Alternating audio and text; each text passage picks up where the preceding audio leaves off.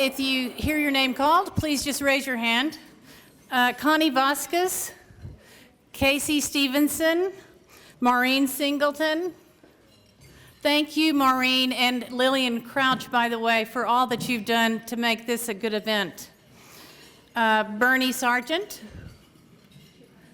Sandy Swift, Carol Reynolds, Herb Price, Jack McGrath, Hilda Lewells. Hilda's over there. Hi, Hilda. Ron Lyman, Dr. Yolanda Leyva. She's the chairman of the history department at UTEP. Jim Langford. He's back there, and he takes care of the Burgess House Commission. Robert Keller, Joel Jones, Fred Hirsch, Will Harvey. I know Will's here working. Magda Flores, she's also here. Jim Fashing, Fred Evans, Lillian Crouch, it's over there. Richard Bissell, David Alvarez. We also welcome some new members to our board. Mark Walker, John Winston, Lupe Rivera, Marcia Hatfield Dodestal, Bill Hooten, Richard Duggan. There's a former president here, Mary Ann Dodson. There's also some former Hall of Honor attendees, Sam Moore, Joe Gomez. We're glad all of you are with us. There's also some very important volunteers.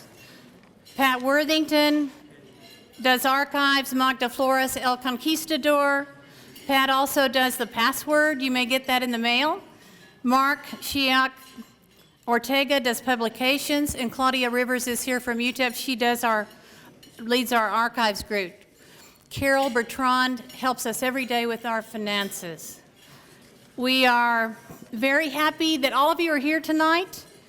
And after, I think the auction's going to close about 7:45. And then my family is over here. Robert Bettis is my son-in-law, and he's going to be the MC tonight. So thank you, Robert. We appreciate what you will do later. Okay? Thank you. Bye.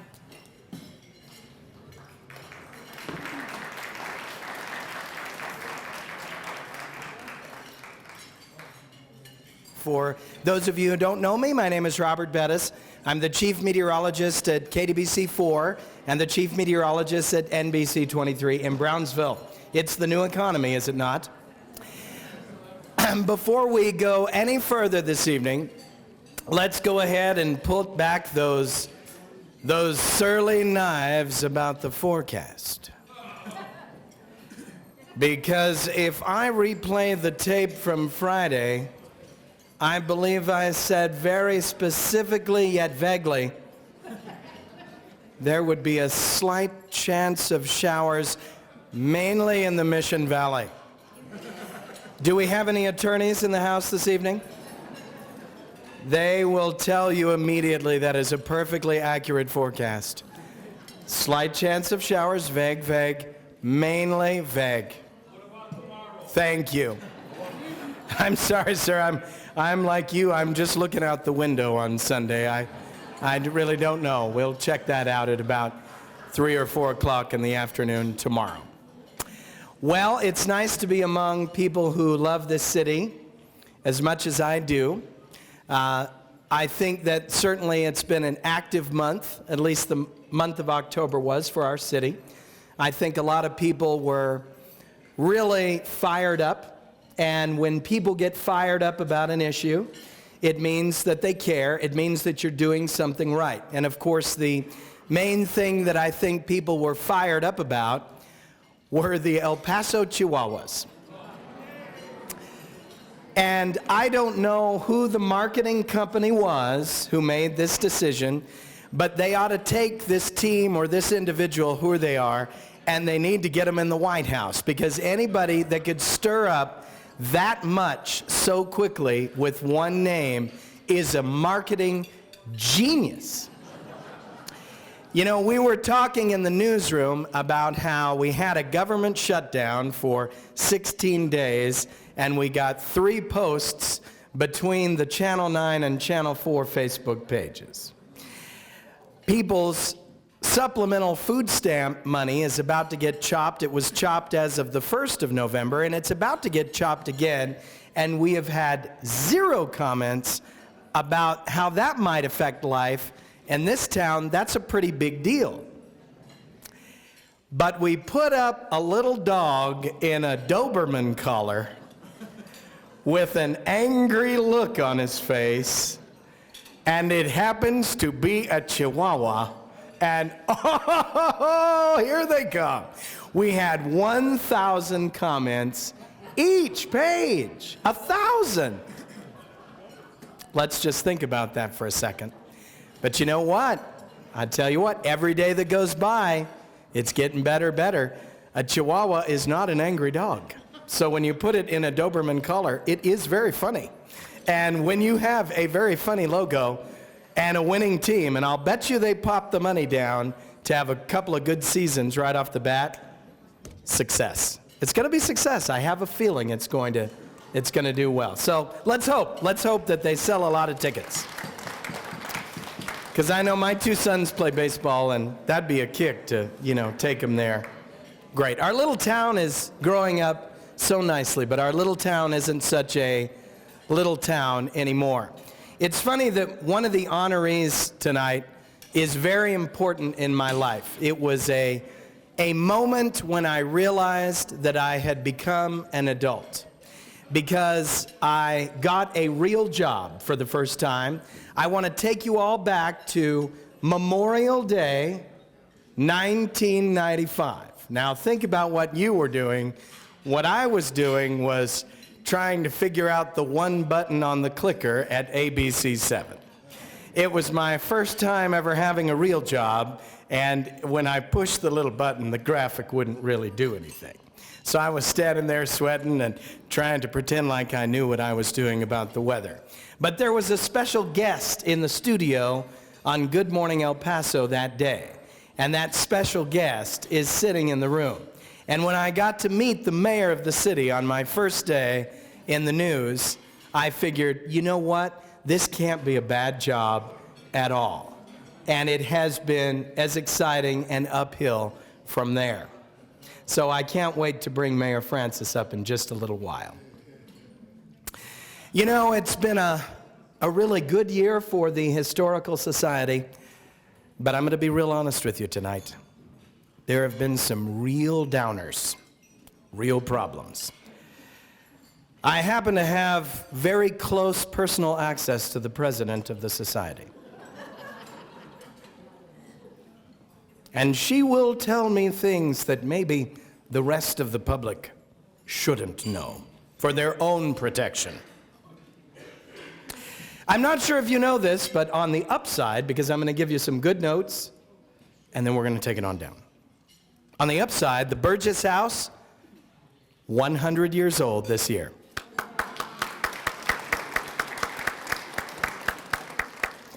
For those of you who don't know, that's where the society is based, inside the Burgess House. The downside is that the water heater went out about 4 months ago. Yeah, it's real funny until you know the next part of the story. Did you know that there's an actual tenant in the Burgess House? Yeah. Do you think this tenant, and I can't give you his or her name for privacy purposes, obviously, do you think they could take a shower until that hot water heater was repaired? No. So enjoy your meal and let's think about that for a moment. Number 2, in addition to the hot water heater, the actual heater went out. Does anybody know a good plumber? And I'm not kidding about this. You think about that while you're enjoying your meal. Number 3, the column fell over. I know what you're thinking. Did it hit the tenant? Are we liable? Thankfully, no. Thankfully, no. The tenant is fine, though we really need to get that individual a shower. Number 4, the tenant has captured 4 skunks this year. I told you, it was a bad year for the Historical Society. Number 5, the paranormal team has been there 3 times this year, and they do believe they have found 2 young ghosts. And here's why all this matters. Because the tenant pays, and this is public record, $350 a month, which pays for like about 1/3 of the wine. But we want to raise the rent $50 a month. And we're not going to be able to do that with 2 ghosts, a hot water heater that's broken, a column that fell over and scared him or her to death, I can't say, and of course the heater went out. But let's go on to some good things, shall we? Once again, nurses and engineers from UTEP carted away 100 bags of branches, leaves, debris, and grass from the backyard. But now the bad news. They disturbed a wasp nest and it chased them. Thankfully, they're nurses in training. The good news, we're going to have a holiday party December 7th at the Burgess House for all the members of the Historical Society as well as the residents in the area. Unfortunately, that's Pearl Harbor Day. All right. I think we got all of our major business out of the way. We're going to be honoring 2 people who are deceased and have amazing El Paso stories. And then we're going to have one of their relatives come up and receive an absolutely wonderful plaque and a pin, and also be inducted, of course, into the Hall of Honor, which is a permanent record of our history. And then we're going to bring up 2 very alive and thriving people that will also share in this major honor. The first honoree tonight is hard to believe when you read some of these facts about this person.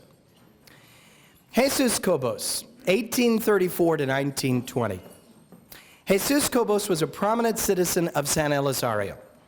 He was born in what is now Socorro in 1834 to Vicente Cobos and Rosalia Cortez Pedraza. His first wife, Francisca Montes, was the daughter of Telesforo Montes.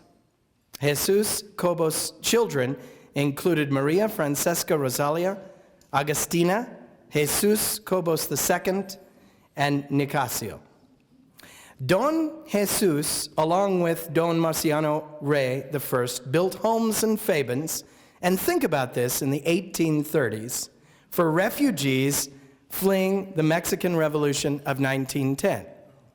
And think about how the relationship still goes back and forth today.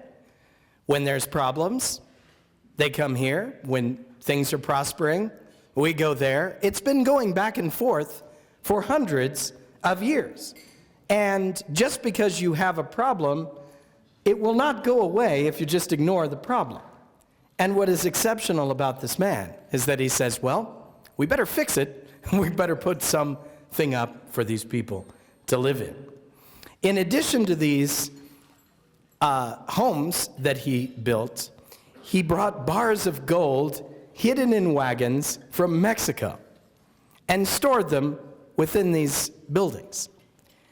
He was elected as county commissioner representing San Elizario on November 4th, 1884, and served until November 1st, 1886. He was elected to the Texas state legislature in 1877. And finally, and this is amazing history of our town, that I was uneven aware that there was a deposit of mineral salt near Guadalupe Peak.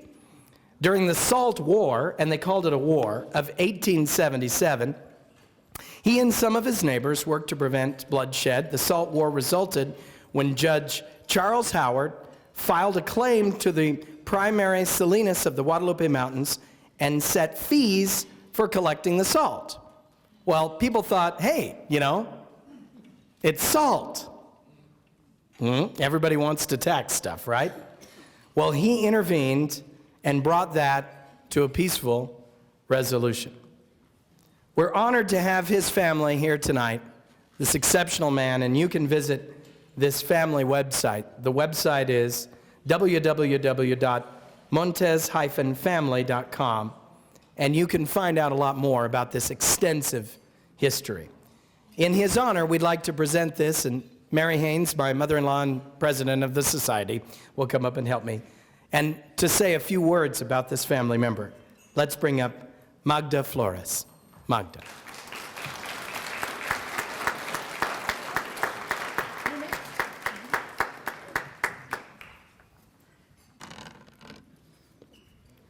I'd like to thank the Historical Society for this honor that they have bestowed upon my great-great-grandfather. Robert Bettis has told you many of the facts concerning him, so I'm not going to repeat those. They're also in your program. And if you're a member of the Historical Society, you also saw them in our newsletter. But I would like to let you know that we have 4 generations of descendants here. We have the Provencios represent the great-grandchildren of Jesus Cobos. The Cobos and Flores families represent the great-grandchildren. We have 3 greats. We have several of my nieces and nephews are here, and who represent the great-great-great. And then we have 2, Sarah and Luke are here representing the 4th generation of descendants. And I'm really pleased that they are here. We also have Arlena Palacios, who's representing State Representative Mary Gonzalez, who represents the lower district. Thank you for it. And we have representatives of the San Elizario Historical and Genealogical Association present. So I'm very pleased that all of these people came out to honor what I consider a very great El Paso County person. When I joined the Historical Society several years ago, 10 years ago as a matter of fact, I'm not quite as old as the Burgess House, I wanted to put the county in El Paso County Historical Society. And that has been, I think there is a lot of history in the Lower Valley that remains unwritten. I think there are a lot of people, not only related to me, but many other people in the San Elizario, Tornillo, Fabens, and Clint area that need to be written about. But I always tell people, nobody's going to write your history for you. It's up to me. It's up to those people who live in the Lower Valley to write about all the prominent citizens that were in San Elizario and the Lower Valley, what people now call the Mission Valley. But Jesus Cobos, when he participated in the Salt War, he did attempt to prevent the bloodshed. He and several other citizens from San Elizario did try to prevent the bloodshed that ensued. Unfortunately, that didn't occur, but what was important about the Salt War, and many of you may not know, is that it actually resulted in the permanent reestablishment of Fort Bliss as a military outpost. That was significant. So he was involved in a very significant event here in El Paso County. And additionally, he was, I think that perhaps many of you do not know, or many of you do know, that in the 19th century, San Elizario was second only to El Paso del Norte, now known as Ciudad Juárez, among local towns. In 1850, when El Paso County was officially organized, San Elizario was the first county seat. And it had a population of approximately 2,000 compared to 200 in El Paso. So these people were very important. The citizens of San Elizario were very important in the development of the county. And I'm very pleased that the Historical Society has recognized Jesus Cobos and will be inducting him into the Hall of Honor. Thank you.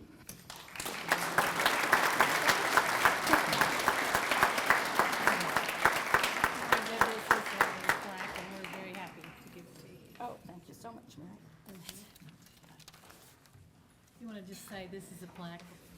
And in addition to this beautiful plaque that you'll be receiving, also this very beautiful pin. I don't know if you can see that well, but it says on it, El Paso Historical Society Hall of Honor, and it has a Spaniard conquistador logo in the middle.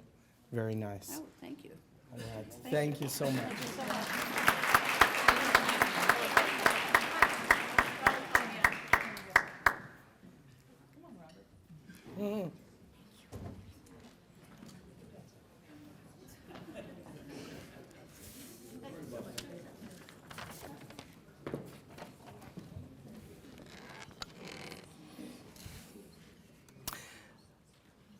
I'm just trying to imagine if San Elizario had gotten the major urban metro area and then El Paso was like a small outcropping of that. Isn't that fascinating?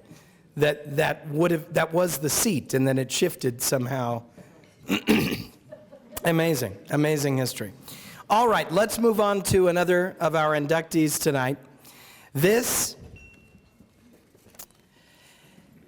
Rabbi Floyd S. Fierman. Floyd S. Fierman was born in 1916 in Cleveland Heights, Ohio.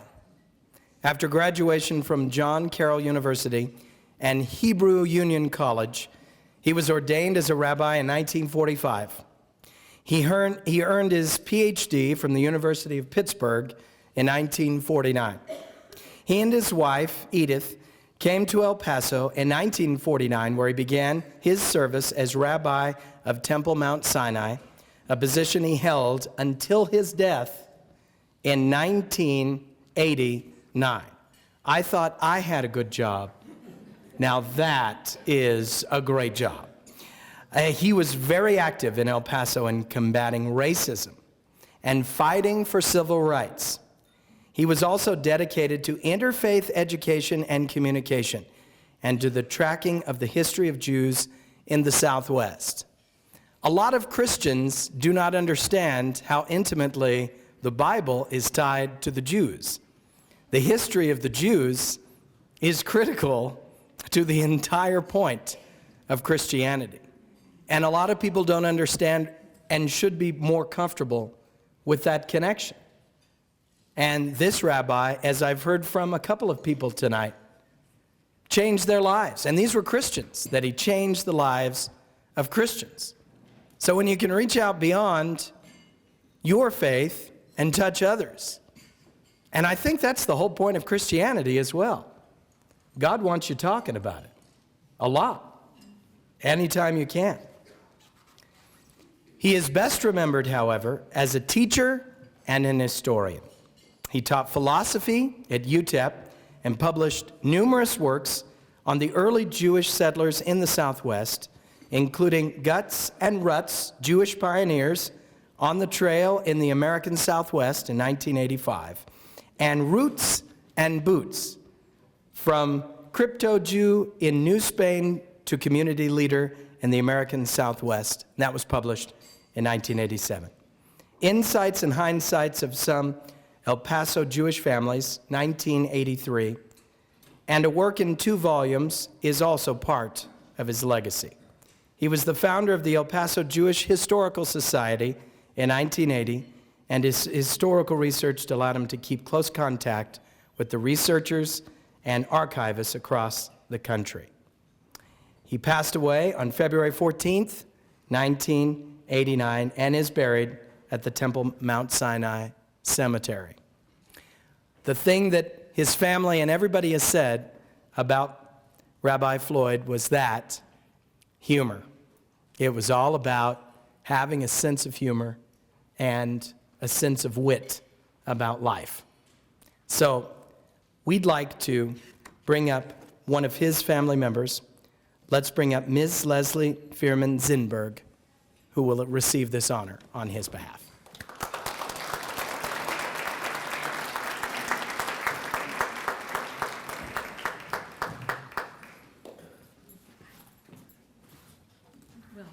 Thank you, thank you, thank you. First of all, I want to thank Susie Novick for nominating my father. Thank you very much. Our family really appreciates it. What do you call a man like Floyd Fierman? When you grow up with a man like Floyd Fierman as a father, a man with so much talent and so much standing in the community, and who did so many things so well, it was always a challenge, and a little confusing, actually, to know how to refer to him. When he was at Temple Mount Sinai, high up on the hill over there, he was certainly Rabbi Fierman. It was a place he built and he loved, a place he took great pride in and served his congregation extraordinarily well for many years. It was his, where he would care for the members, and from its pulpit he would deliver his sermons with intellect, sharp edge, passion, and as you said, humor. He loved humor. He loved jokes, and he did them from the pulpit. When he was at UTEP teaching, he would be Professor Fierman, a role he also enjoyed. An athlete himself, graduating from John Carroll University on a football scholarship, he could relate to his students on every level. It was not easy teaching the jocks philosophy, but he did it. When he was traveling the great Southwest, doing the research for the many essays and books and monographs he wrote about the varieties of people and ethnicities that emigrated and lived here, he was simply Dr. Fierman. It was work he loved and took great joy in doing, and he loved naming his books like Guts and Ruts and Roots and Boots. He especially enjoyed the discovery of how folks from different religions and backgrounds coexisted. It was his dream that we could all live and work together successfully and peacefully. In the community of El Paso, he was easy to see every day, driving around in his convertible, with the top down, with a beret on, and making his rounds of the city, seeing people in the hospitals and going from Fort Bliss to Holmes to his favorite, Saul's Barbecue. He knew and liked everybody. He embraced every religion, as you said. He considered himself to be on the side of the angels. He took his role as a leader in the community very seriously. And when he passed away, the El Paso Times referred to him as the conscience of El Paso. His partner for life was my mother, Edie, and she supported him in his work and loved him every day. She would want me to thank you for recognizing him this evening, as does my brother, Gordon, who is here with me tonight, videotaping. Thank you. The Historical Society was very important to him, and he felt it was a really integral part of this city. So he would be especially proud that you are honoring him tonight. My entire family thanks you for this honor, and he would take great pride knowing that his ideas will live on in his writing. We miss my father, our father, his presence and guidance, his wit, his smile, his humor, his love, his jokes, his love of life. My husband, Michael, and sons, Judd and Rod, still refer to him often. They always called him the human dictionary. He made a huge impact on their lives and the lives on everyone who knew him. And me, the rabbi's daughter, I loved him very much. In fact, I was at Mount Sinai Cemetery this morning visiting him and my mother. And for the record, I called him Dad.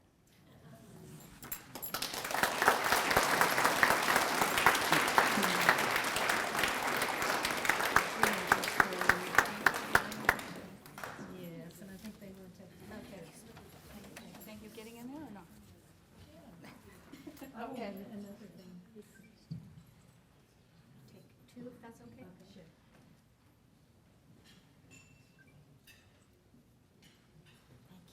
Thank you. This is a special look back.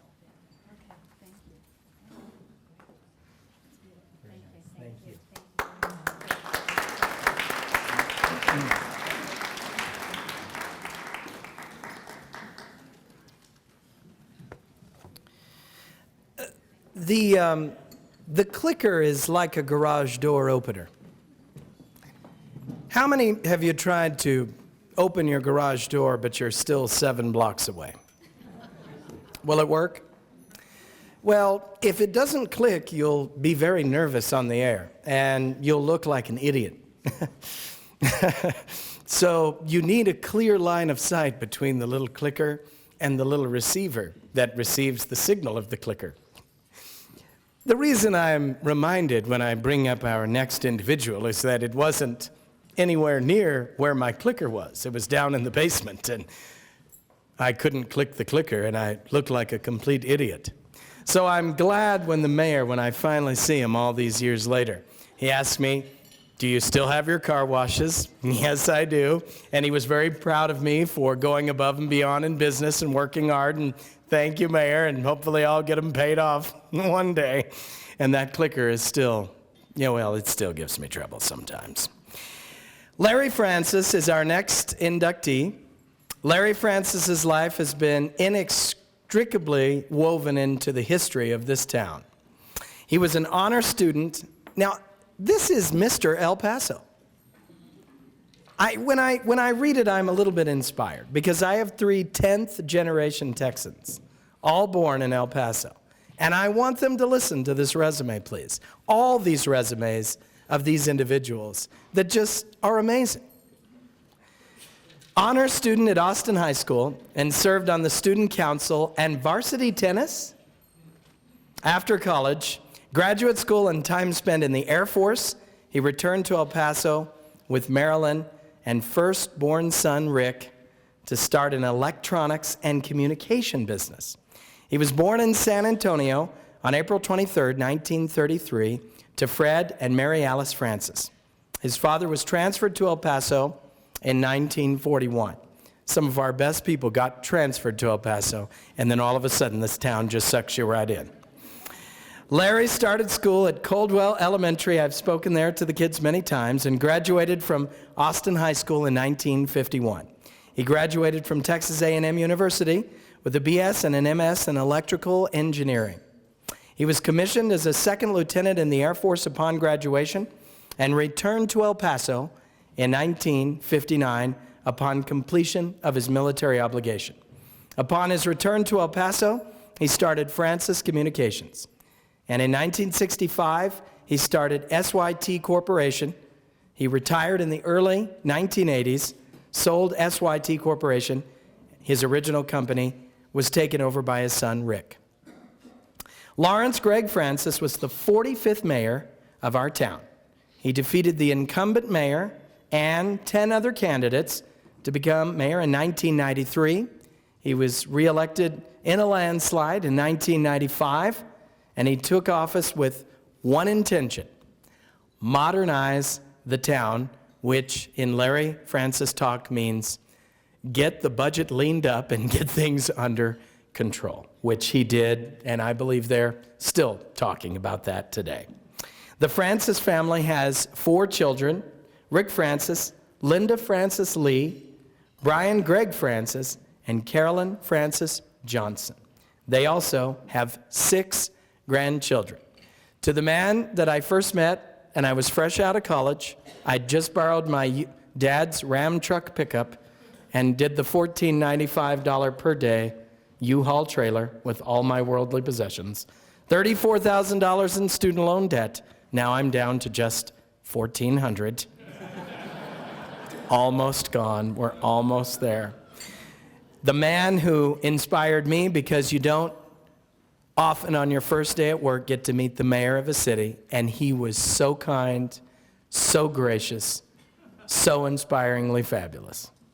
Mayor Larry Francis. Still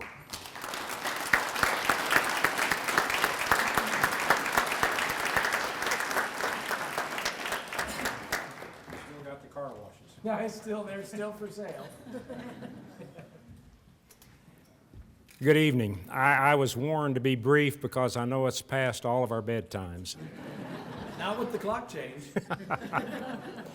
I want to thank the Historical Society for honoring me tonight. It's a real honor. It's an accomplishment to be included among these predecessors who have led our city. I'm so pleased to be part of that, to have had the opportunity to do that. I want to thank this society for thinking of me. But I would be remiss if I didn't thank the citizens of El Paso, you, for giving me the opportunities to succeed. Nothing can happen, there is no accomplishment without an opportunity. And you, the citizens of this great city, gave me that opportunity, whether it was business or politics. Whatever I was able to do was because you made it possible. So thank you. I would also like to recognize two people here tonight who were on my city council, Barbara Pettis and Dusty Rhodes, who were on both my councils.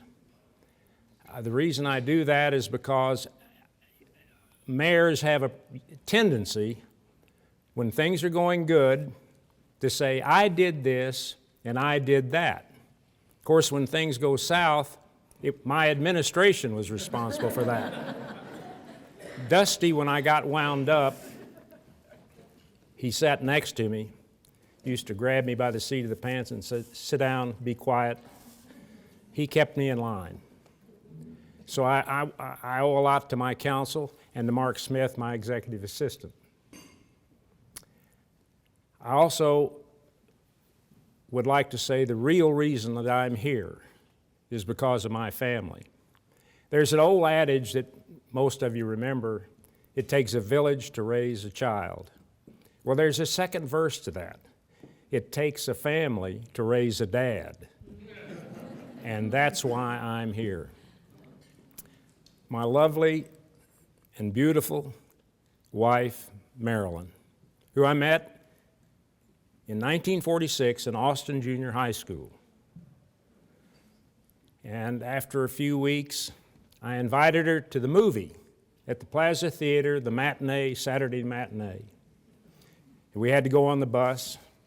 And when we got to the movie, and I got up to the box office, and the lady said, how many, please? I thought long and hard. Now, my wife was the smartest one in the family.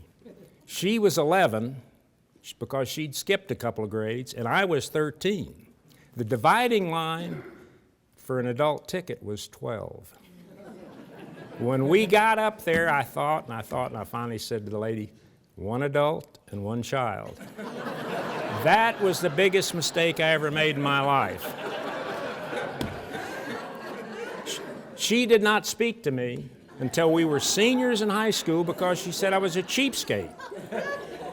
Now, I prefer fiscal conservative because it has a better ring.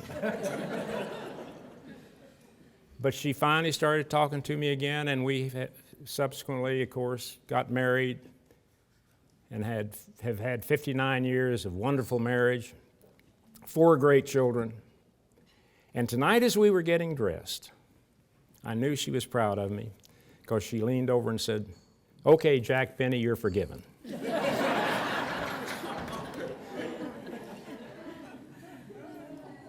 I have 4 wonderful children and their spouses. Our oldest, Rick, who you know is the town banker, the regent, and largely responsible for our Tech Medical Center.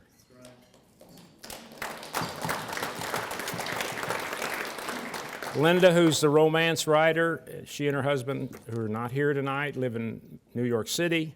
She's written over 23 novels and romance novels, and she makes lots of money. Our youngest son, Brian, who's a partner in Ernst & Young in the consulting division in Houston, and his family. And our youngest daughter, Carolyn Johnson, and her husband, Tim, who's a partner in the Gordon Davis Johnson firm. Carolyn has chaperoning our 2 grandsons right over here, twins. They're in California. They entered college after the 7th grade. Took the SAT, aced it, and are now they're in their 4th year of college, or getting ready to graduate. They just got their driver's license. I owe all of them a debt of gratitude because they're why I'm here. Carolyn, by the way, is an ultramarathon runner and in our El Paso Athletic Hall of Fame, and a lawyer to boot. I want to thank all of you tonight. You've been wonderful. But one last thought. It's not about us. It's about those, my children, our grandchildren, your grandchildren. I'm an El Pasoan. I'm proud to be an El Pasoan. But it's this next generation and the following generations who have taken over. They're the keeper of the flame, and they're going to continue to make this city even a better city. It's not about us, it's about them. Thank you very much for the honor. I appreciate it, and I'm glad to have served. Thank you.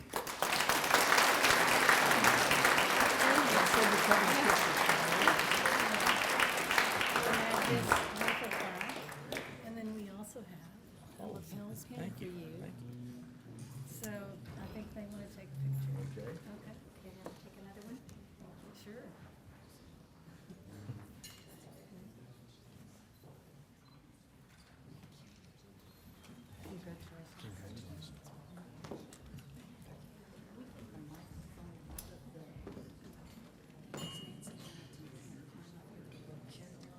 Yes, absolutely.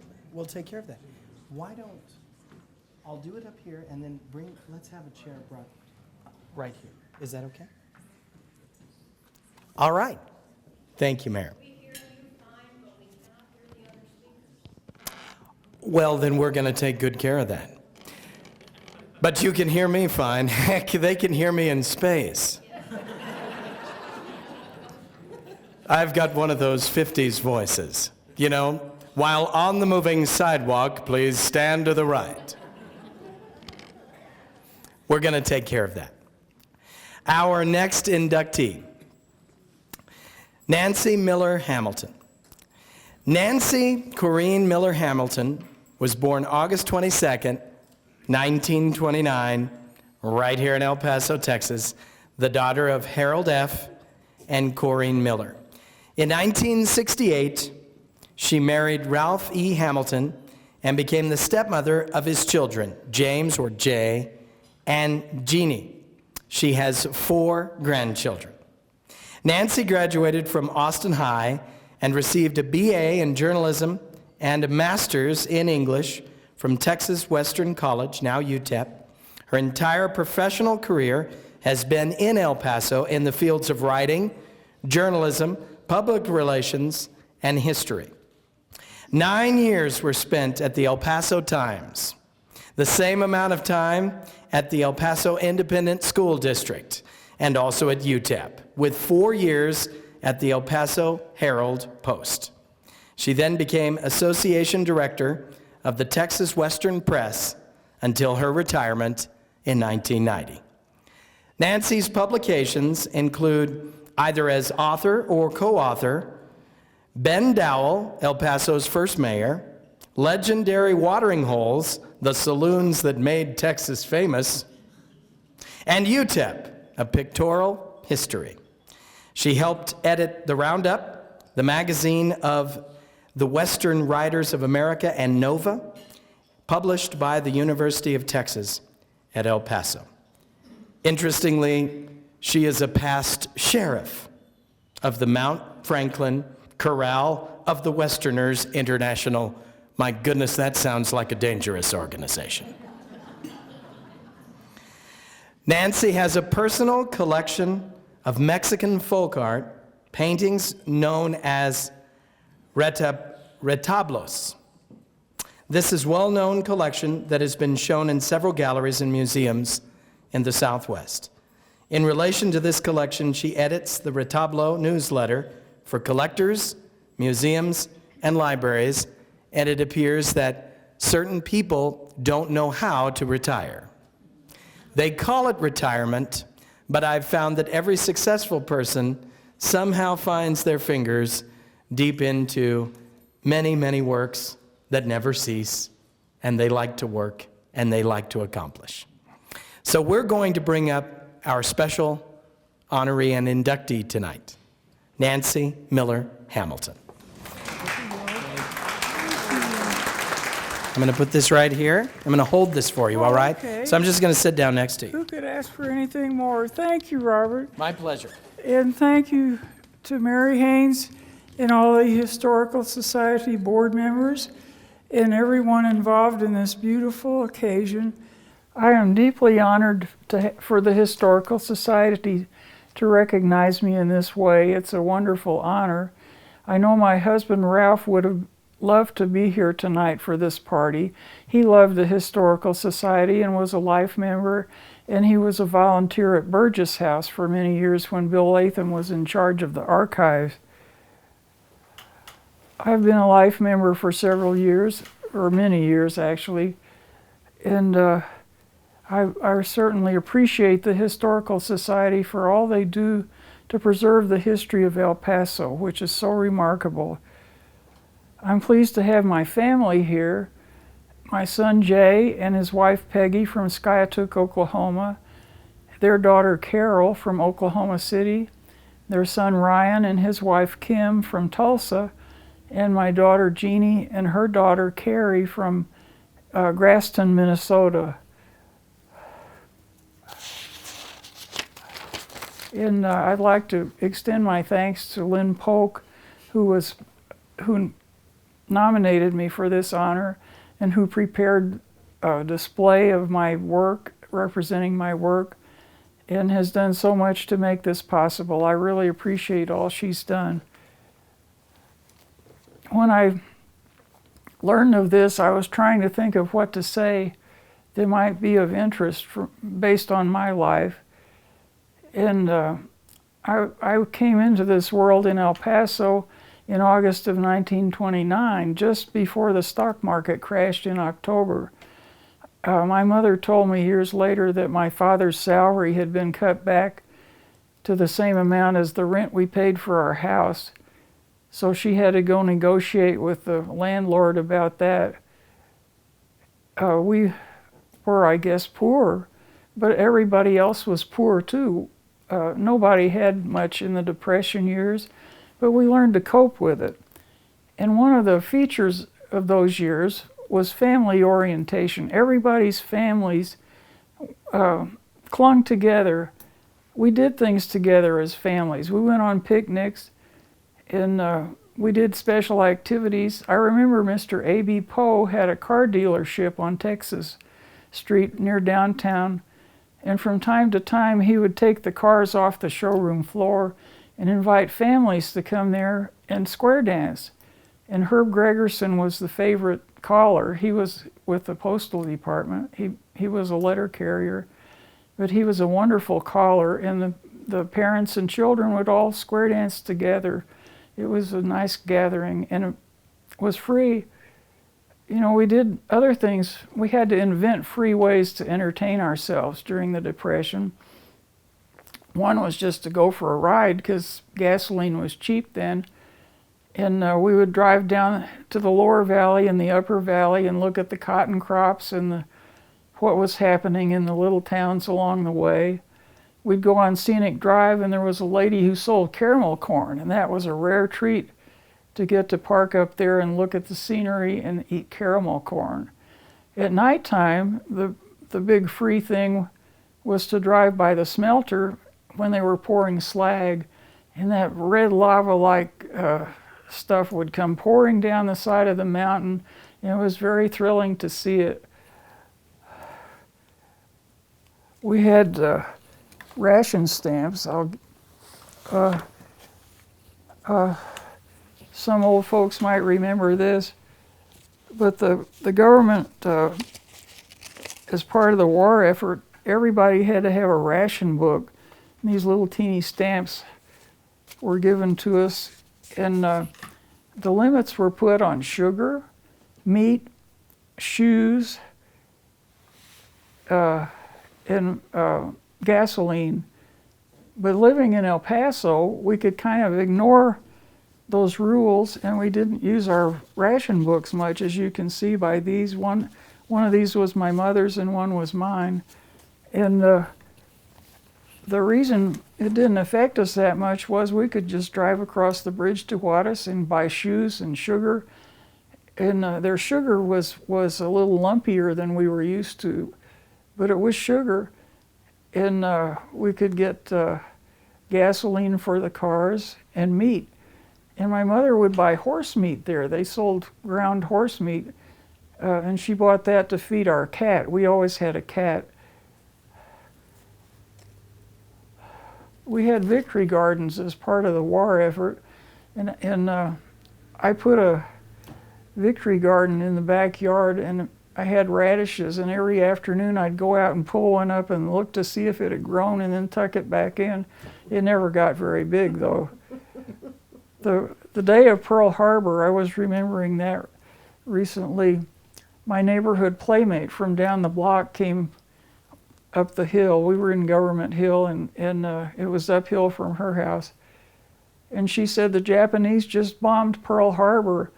And I said, what's Pearl Harbor? And she said, I don't know. And I said, I don't know either. But we soon found out. It wasn't very long later that day that we learned that we were going into a war. And my friends' brothers and sons went off to be in the service, and some of them didn't come back. In our high school was when I got exposed to journalism. I went to Austin High School, and the weekly newspaper was called The Pioneer, and my girlfriend and I, who worked on it, would go after school a couple blocks to catch the Fort Bliss streetcar, and we would ride it downtown to City Hall, the old round City Hall, and then walk a few blocks up to the railroad track at San Jacinto Plaza, and across the track from the plaza was the American Printing Company. And that was where all the high school newspapers and the College of Mines newspaper were printed. Jesus Ochoa was the proprietor. He was a wonderful man, and his brother Jose was the linotype operator, and they had another brother who was a printer, Salvador, who worked for the Newspaper Printing Corporation that published the daily papers. Jesus taught us how to handset type for the headlines, and then how to put all the linotype set type and the handset type together in a chase and get the pages laid out. And then he had a roller that we'd get ink on it and roll it over the type, and you would wet a big piece of newsprint and put it over that, and there was a wooden block that you would tap over that to get the impression of the ink on the paper, and you would proofread that to see if everything was in the right place. Jesus was the mentor for generations of high school and college journalists back in the 30s and 40s and into the 50s. And he was really a remarkable man, and I respected him a great deal. Going back, I attended Caldwell Elementary School, and we had a lot of sheriff's daughters there. In my class was Virginia Hawkins, whose dad was Bill Hawkins of the Hawkins Dairy. He was sheriff. Francis Falvey, whose father was Cap Falvey, he was sheriff. And then a class behind me was Posey Fox, whose dad was Chris Fox, and he was sheriff in the 30s when we used to have, in the fall, we'd have a carnival. And there would be different contests, a cakewalk and all that sort of thing. And Chris Fox had access to a stagecoach that belonged to the sheriff's posse. Now, in those days, the area between Caldwell School, which faced on Dover Street, and Fort Bliss was desert. So he would bring the stagecoach, and you could buy a ticket and ride around in the desert behind the school as part of this carnival. And I noticed that in the Sun Carnival parade now, that same stagecoach appears. So it's still running on its big old rickety wheels. I'm glad I didn't have to come west in it because it's a very bumpy ride. When I entered the College of Mines in 1946, I majored in journalism, and of course we still were connected to Jesus's print shop. We all went down there in the afternoons and put our newspaper, the Prospector, together. And the Prospector is still being published at UTEP. It's a very old tradition there. I was thinking that you can tell you're getting old when the buildings are named for people you went to school to. And that's true at UTEP. A lot of the professors that I knew, buildings have been named after them. One of them, the one that was originally called Burgess Hall, and then they put that name on another building, is now called Graham Hall. And it was named for Pop Graham, and he was a mining engineering teacher. But how would I know him majoring in journalism? Well, that's the magic of journalism. You get to meet people in all walks of life, and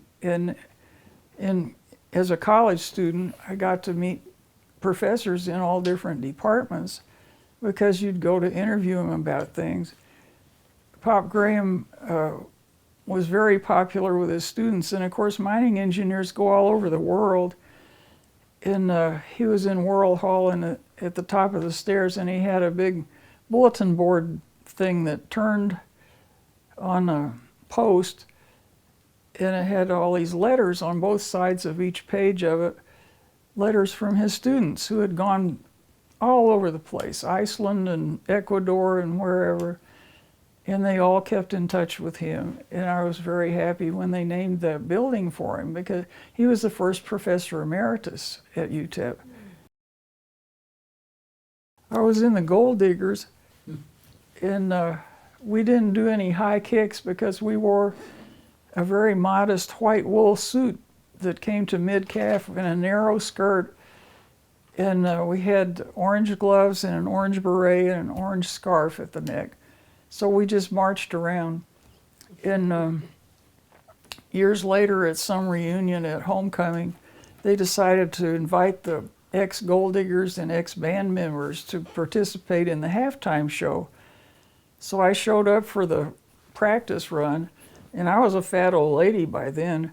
So I got in the last row when they were lining up, and they marched us across the field, and then they said, turn around and follow the person in front.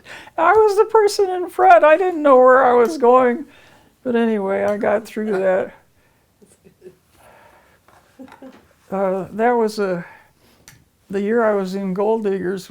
We had the Sun Carnival Parade on New Year's Day, and that was the year it snowed on New Year's Day, and it was bitter cold, and the streets were full of slush, and it was just terrible. And I didn't go back to be a gold digger anymore.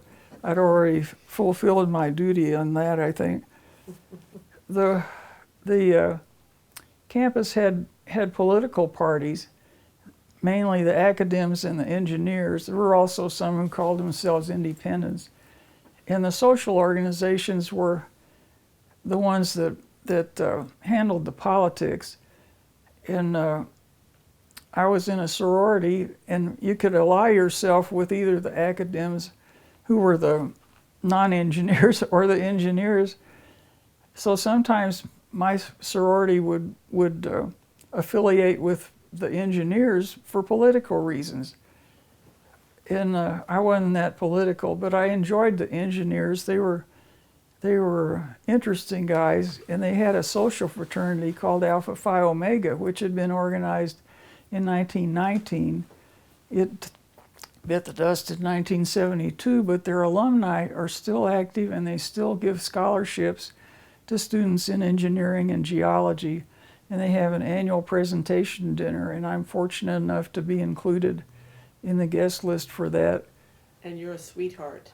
And I'm the APO sweetheart from time to time. Sometimes Well, one year I didn't go, but Diana Natalicio went to the dinner, so they made her the sweetheart that year. One of the neat things about dating engineering students was they have an initiation, and they still do on St. Pat's Day for incoming freshman engineers. My daughter took part in that. She majored in metallurgical engineering, of all things. And she came home and said they had green beer. I thought it was soda pop. She said it was terrible, green beer. But anyway, in my day, in the late 40s, just after the war, the engineers initiation would be held at Oro Grande, and they got permission to use an old empty mine shaft, and the kids would have to go in and kiss the Blarney Stone, and they'd put green paint on a stone, and they'd go in blindfolded and have to kiss the Blarney Stone and go away with green paint.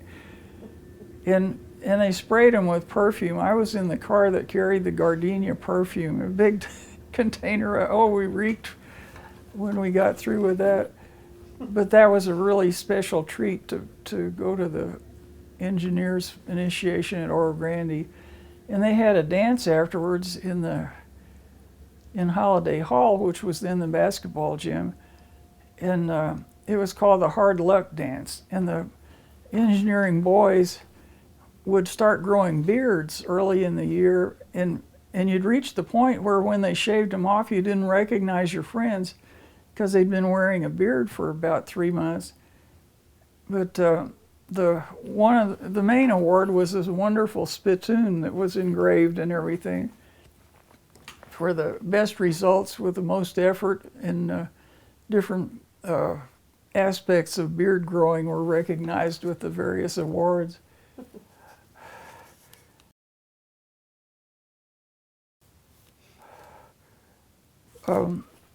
In 1949, the name of the school was changed from Texas College of Mines and Metallurgy to Texas Western College, and my engineering friends were not very happy about that. But and they had they paraded around with posters and protested in various ways, but they didn't win out, and it really was time for a change. Because, for instance, I had a friend who was an artist, and she transferred to the Chicago Art Institute, and they said, "What were you doing at a mining school and you want to be an artist?"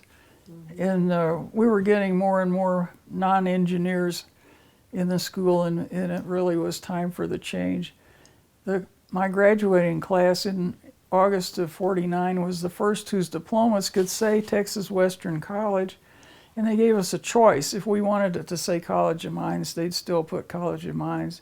And they gave us the same choice 50 years later at the Golden Grads Luncheon. They give you a certificate, and you could have chosen College of Mines or Texas Western. One of the memorable events when I was a student, I was a graduate student then. I got a master's in English in '54, and in December of 1952, I was taking an English course. I think it was in criticism. Joseph James taught it, and we met in what was then the Library and Administration Building. There was a classroom up at the end, and I was working nights at the El Paso Times as a reporter. And the copy boy at the time, Sam Van Diver, was in the same class. He was a little younger than I was, and he majored in English and became an English professor in Colorado in later years. But anyway, Sam and I sat next to each other in this English class, and Sam came in and sat down one December morning in '52, and he said to me, "In 10 minutes, Doc Quinn, who was a geology professor, is going to unlock the outer door to his office, and then he's going to unlock the inner door to his office." He had 2 doors, and when he opens it, he's going to see a 6-foot alligator lying there. I said, "Sam, how do you know this?" He said, "A little bird told me." And sure enough, when we came out of class, there was a park department truck parked in front of what has now been renamed Quinn Hall after Dr. Quinn. It was in the chemistry building. And these park department guys, a whole bunch of them, were trying to get this alligator into their truck. And it had only taken about 4 drunk APOs to get it in the trunk of a car the night before and bring it from San Jacinto Plaza. The alligators were a special feature of El Paso for many years. There was a pond in the middle of San Jacinto Plaza, and Satterthwaite, who was a developer in Sunset Heights mainly, had given them to somebody sent them to him, and he gave these baby alligators to the city, and they put them in this park, and they were there for years and years until people began abusing them like this. So Doc Quinn was very upset about the alligator in his office, and Sam showed me later that there was a bar on Cincinnati Street before it became the Cincinnati Street, called Miss Dorothy's, or the Kern Place Tavern. Miss Dorothy was the head lady. And Sam showed me the table where all this was planned by the APOs before it took place. One of the APOs, Dale Britton, was a mountain climber, so he had climbed the side of the building because the doors were locked. And he found an open window upstairs, and that was how they were able to get the alligator in. After I graduated in journalism, I went to work at the Standard Oil as a mail girl, which was the lowliest job they had. And I took a pay cut to go to work at the Times as a reporter.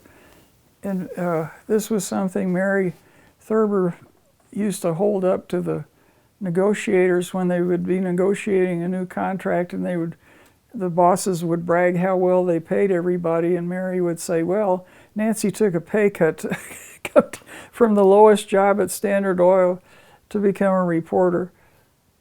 It didn't help much, but we used to use it in negotiations. One of my favorite things about the newspaper was that we had the American Newspaper Guild, which I thought was very important for reporters, but the publisher killed it 9 years later. I was there at the Times for 9 years, and when the publisher killed the guild, most of the reporters left. But fortunately, I was offered a job by the El Paso School District as their first full-time media relations person.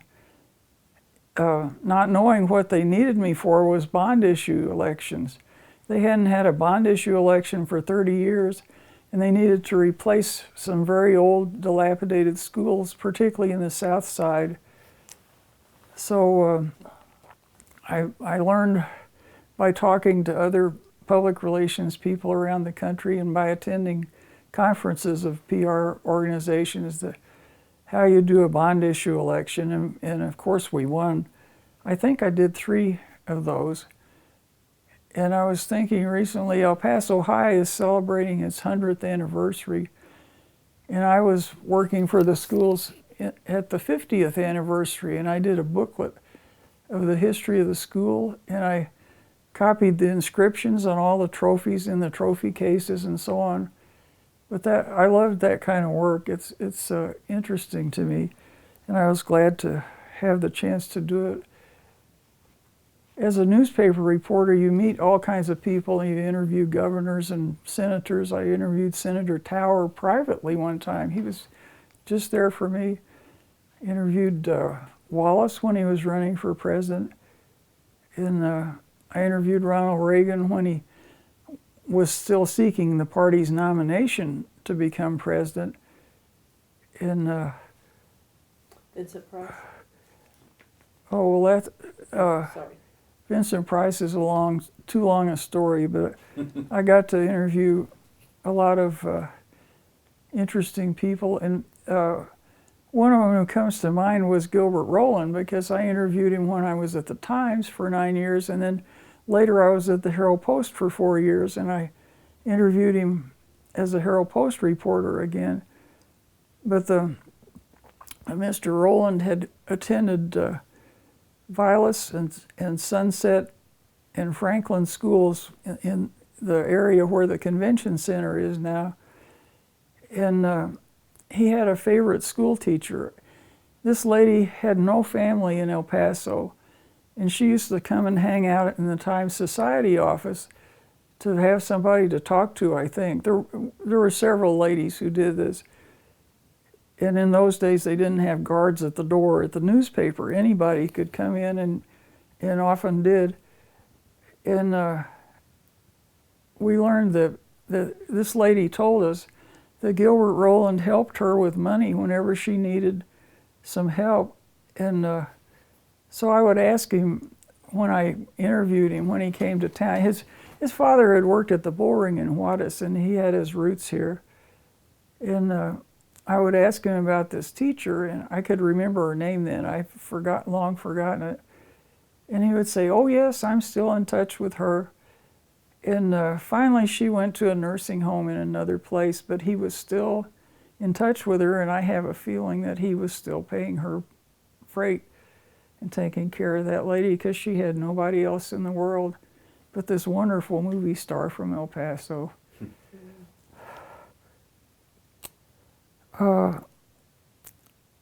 After I worked at the school district, I married Ralph Hamilton and became an instant mother with his two children, Jeannie and Jay. And we were very close. They were wonderful to me, and I really have enjoyed having a family like that. My last work stint was at UTEP, and I started in media relations with Dale Walker. He was in charge of that department. Then they gave him another hat to wear and put him in charge of Texas Western Press, which published scholarly books. And he made me the editor. So I edited about 70 books for Texas Western Press. We were very active in those days. And I worked with some wonderful authors, Jerry Thompson, the great Texas historian, Bob Utley, who is a historian of the whole country, but he's written a lot of award-winning books. He's great. And Mark Simmons, Bob Utley and Mark Simmons, I hardly had to touch their manuscripts. They wrote in such perfect condition. Everything they wrote was just right. No grammatical errors or periods out of place or anything. They were wonderful. I was elected president of the Western Writers of America, which is a professional organization of about 500 people, international in scope. And it's really Leon Metz's fault because Leon was the nominating chairman. And he came in Dale's office one day and he had one person to run for, first you would be vice president and then president. And he had a candidate and he needed one other person on the ticket. And Dale says, "Why don't you do it?" Well, I thought about it, and the other candidate had written tons of Western novels and won awards and all this stuff, and I thought, he's so important. Nobody's going to know who I am, and they won't vote for me. And darn if I didn't get elected. This other person had entered into some business arrangement with some of the writers and made them mad. So that they all had this big campaign to get me elected president. So I served on the board, and then I was vice president 2 years, and then I was president. Francis Fugate of El Paso had been president, and he became secretary treasurer for 2 years, except he died. And he was only about 3-4 months into the term of office. So I decided, since I knew the organization, it would be easier if I took that job. So we moved his file cabinet to my house, and I did that job for 2 years. And then we held the convention here, and Leon was in charge of the convention, and he put me in charge of the money for the convention. After that convention, they had worn me out, and I haven't been back to one since. But it was an interesting organization, and we had you know, some famous people, Louis L'Amour and John Jakes and people like that. I never met them. And then you go to the Western book rack in any bookstore or the grocery store or wherever, and there's bound to be some Western writers members on the Western novel book rack, because they were very prolific and still are. I think editing books was a great way to wind up a career with words, and I really enjoyed my years at UTEP. I am glad that they involved some work in history, because that brings me back to the Historical Society and all the good work they do, and how it all has come together for me in receiving this wonderful award. Thank you very much.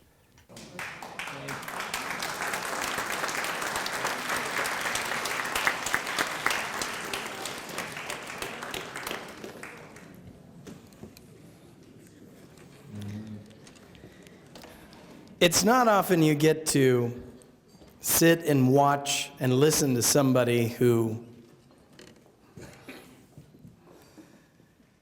there was open desert between that school and Fort Bliss. That's just unimaginable that that's where you would play. I really hope you didn't go watch them pour the smelter for entertainment. I hope you were upwind of that event when you were doing that. But obviously it didn't impair your longevity one tiny bit, Nancy. Congratulations and thank you. Well, ladies and gentlemen, we have inducted four very, very important and special individuals tonight. I think that I've picked up on a couple of through themes that all the families seem to have in common, in addition to Nancy and Mayor Francis. And that is that it's really not about you when you're doing it. You're doing it because you've just got to do your job. You've got to do what you know is right to do at the time. You've got to be practical, and so practical often leads to things that you take for granted, but your life work slowly adds to the composite of a city. Another thing I've picked up on is a deep love of family. And I think that's what God had always intended. That you're right, it takes a village, but really, it takes a family. And the family is everything. And when you combine hard work, practicality, performing a mission, and you're always serving your family and serving others first, this is where you end up. And you don't even know it at the time. I love our city very much. I think we all do. It's a very special place on earth. There's no other place like El Paso County in all of the world. You can travel around and visit nice cities. I'm sure Minnesota is lovely.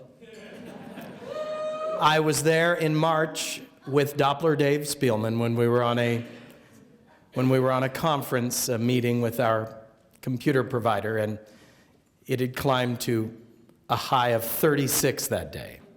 And we went to the Mall of the Americas. And we were bundled up like spies like us.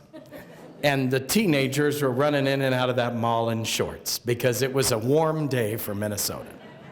I'm sure it's lovely up there. And I'm sure Oklahoma is gorgeous. I know that Tulsa is one of the prettiest cities I've ever seen. And I'm sure that the super twins that can literally raise objects with their mind because they are so intelligent, I'm sure Southern California is as gorgeous as it could be this time of year. We love to go and ride roller coasters all the time. But if you really think about it, there's only one place we want to be. And this weekend, even with the dark clouds, it's still heavenly. You know, you can't they say it's the safest city. It's not only the safest city, it's the kindest, most welcoming, most loving city. People love each other here. They really fall in love with each other. And so, God bless our town, everyone. God bless this El Paso County Historical Society. Have a wonderful night, everyone. I'm sorry, we need to conclude with our benediction. I'm sorry, I'm working off of chicken scratch notes here. We'd like to have our benediction tonight to close, and thank you so much. We'd like to bring up Rabbi Sandra Bellish from Temple Mount Sinai. I'm so sorry. Thank you for reminding me. I was invited earlier to leave my notes for my benediction on the podium, and so now I ask the speakers that were here before me. Nope, you don't have to ask. I believe it was I. Excellent. Possibly clearing everything up. Thank you. So sorry about that.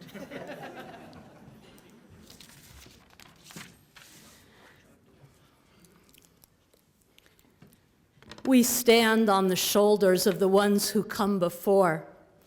It is an honor and privilege for me to serve in the footsteps of Rabbi Floyd Fierman and to do so in a house of God which he helped design and make a reality. Temple Mount Sinai's third home since the congregation's establishment in 1898 stands in large part because of Rabbi Fierman's vision and the people whom he inspired to create a truly beautiful place of Jewish worship here in El Paso. In the words of Rabbi Ken Weiss, Rabbi Fierman's successor at Temple Mount Sinai, Rabbi Fierman built an institution, but over the period of 40 years that he lived and served in El Paso, he himself became an institution. We live in a place where majestic mountains and amazing sunsets are a constant reminder of God's glorious creation.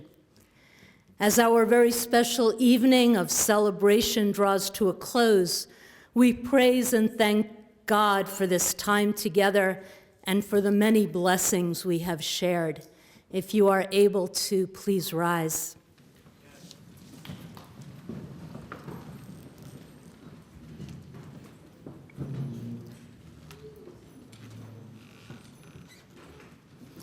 Eternal our God, we praise and thank you for the common tradition we share as members of the El Paso community. Through your gifts, we are a vibrant community with a long, rich, and diverse history. Sovereign God, ruler of the universe, in goodness, mercy, and kindness, you give food to the world. We are grateful for the fellowship and bounty we have shared this evening, remembering that there are many in our city who go hungry and are in need of our help and kindness. Bless those who lead this community and those who celebrate, protect, and preserve its heritage as a legacy for future generations. May they proceed upheld by the vision of your goodness, confident of purpose, and resolute in their commitment to serving El Paso.